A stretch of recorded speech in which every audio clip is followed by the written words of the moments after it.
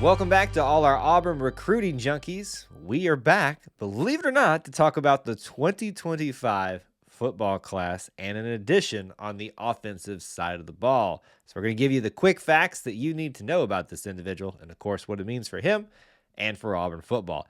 Before we do that, I do want to welcome you back to the channel here at E2C Network, where we share the Auburn experience. My name's Kyle if you don't know me, and if you enjoy this type of content, we'd love for you to subscribe or follow whichever platform you're on and smash that like button if you feel like we deserve it.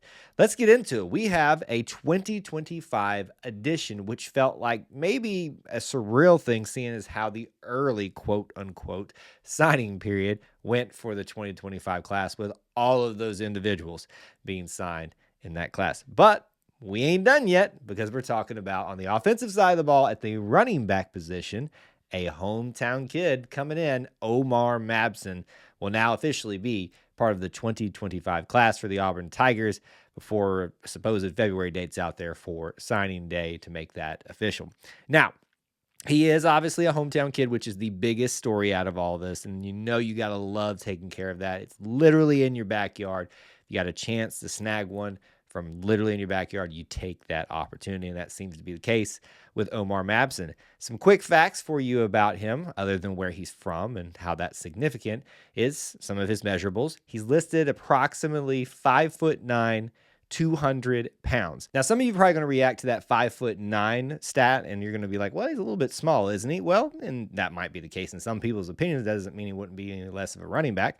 In fact, Alvin Henderson is only going to be 1 inch taller than him as listed on the current Auburn roster. So he might be more of your speed type of guy with a little bit more shiftiness. I kind of think of him as a bowling ball because he already seems to have quite a bit of size to him, and who knows what he can do once he gets into a college football program and continues to develop as a player, as an athlete. So we'll see what happens with that, but that's just kind of my speculation on what people would think about him and what you may be able to think about him going forward.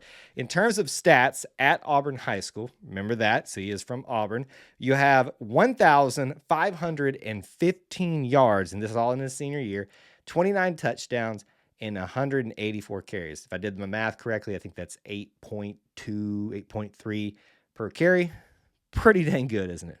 I think so. Now, a couple other storylines for him. We've already talked about him being a hometown kid and from the state of Alabama. Always huge to grab those guys out of there. But obviously, if you've been paying attention to this name, you know that his name has been associated with the 2026 class, which means he reclassified. And how this transpired is after apparently visiting for Auburn's junior day, having some conversations with Coach Freeze, Coach Nix, and probably others, realized that they had a space for him and that he was a good option to reclassify and sign in this 2025 class. And we're going to talk a little bit about what that might mean for the roster and how he might be filling a certain role coming in the future.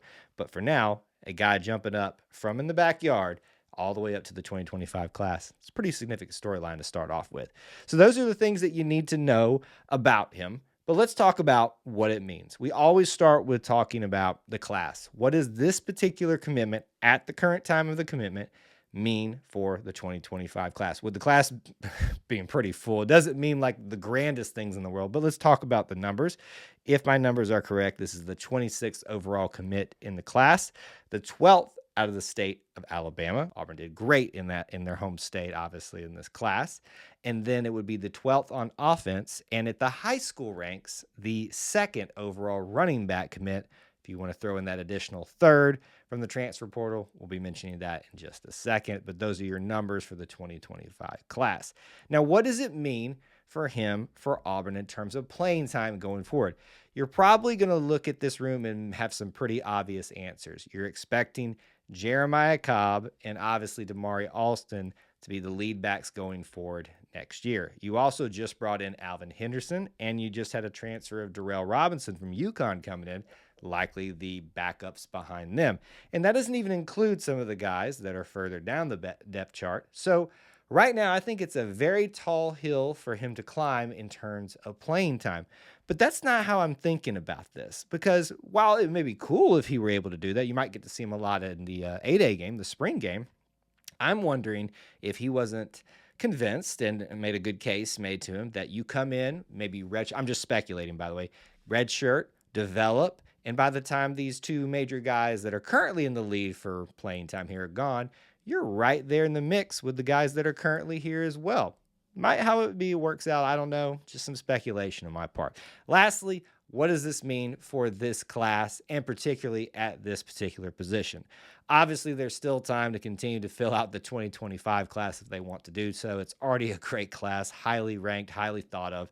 But at this position, I think we're done. I think we can finally say that because if you think about it this way, there were 3 spots available. Brian Battie, obviously, his spot never basically got filled. Then you had Jarquez Hunter. His spot obviously opening up with him graduating.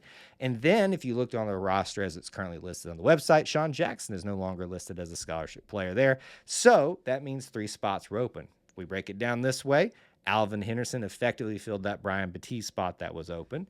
Darrell Robinson fulfilled that Jarquez spot that was open. And now with Sean Jackson not on the roster as far as I can see, it looks like Omar Mabson has filled that spot. So it looks like all spots are filled.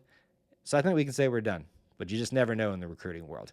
That's going to do it for all the things that you need to know about him and what it means for Auburn and Omar Mabson. We would love to know your thoughts about him down in the comments section below. And please do make sure you smash that like button if you enjoyed this. Thanks for hanging out with us here at E2C Network, where we share the Auburn experience. War Eagle.